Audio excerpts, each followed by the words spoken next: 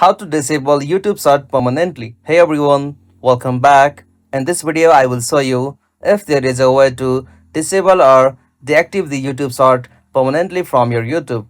So let's get started. First, as I want to inform you that there is no any such official or direct method like you can easily turn it off. But here is a quick trick you can apply. For that, first open YouTube with your account. After you open YouTube, you'll have to scroll down and come on the section for short.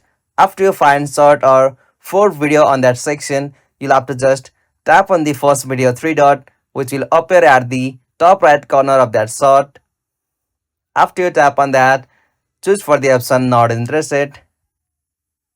After you do this, again you'll have to just same follow the procedure for all four videos from here. Tap on the three dot and choose for not interested. Similarly for third one, as usual for the last one. After you remove this short from your, you'll have to refresh your YouTube application. After you refresh your YouTube application, you'll not be able to see any kind of shorts on your main feed, but you can access it by tapping in the option short at the bottom left. And that's it. This is the method you can try to disable the YouTube short from your main feed area.